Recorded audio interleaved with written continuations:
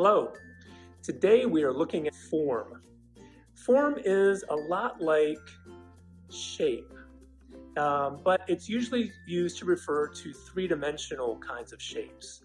So instead of thinking about triangles and circles and squares, you would think about pyramids and cones and spheres and things like that. But form is also used to talk about how these three-dimensional objects are placed in space. So form also has a lot of connection to space. The sculpture we're looking at in connection to form is Mac Hornecker's sculpture, which he called Fault. And this is made only of wood.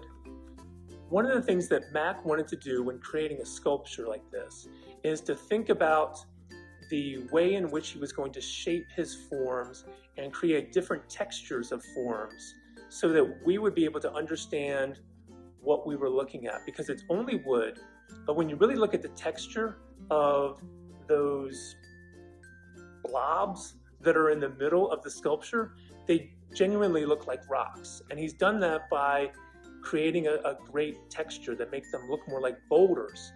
And he wanted to make us understand that those were boulders. He wanted them to look heavy and rough, and to make that look even more heavy, he created that curved frame, the sort of the two legs that go up from the base, and then they connect with another curve at the top. And he made those very, very smooth and very, very clean looking.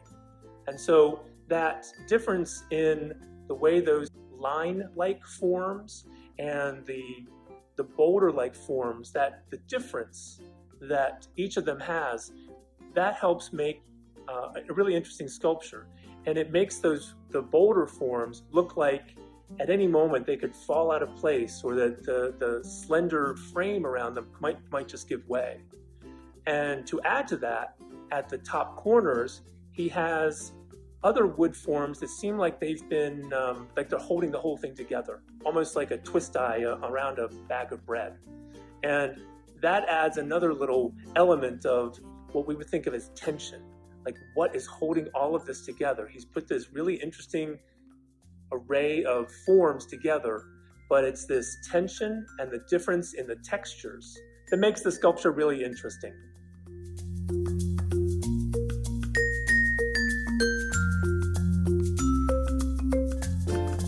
Hello, my name is Debra MARQUSEE, and I'm the Education Coordinator here at the Art Center. And today we're going to talk about one of the elements of art called form. Form is three-dimensional and it takes up space.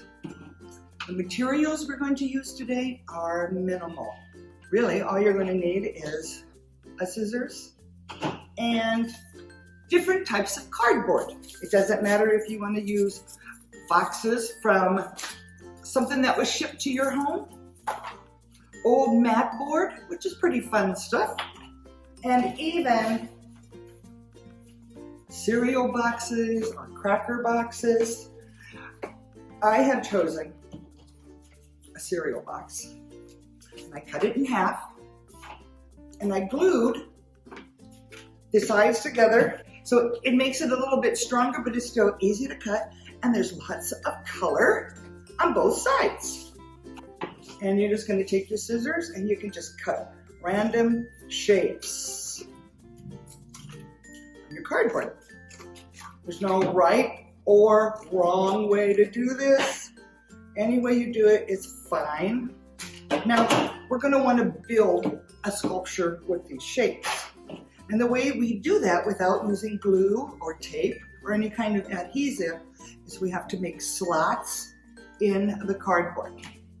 So, for instance, I'm going to make a slot, and I'm going to go almost halfway through my piece. I'm going to pick up my other piece and do the exact same.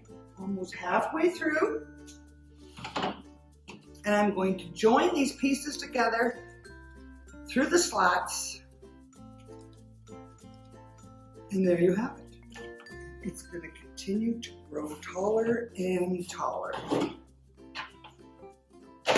You'll enjoy making this, and the minimal materials required just make it fabulous. you.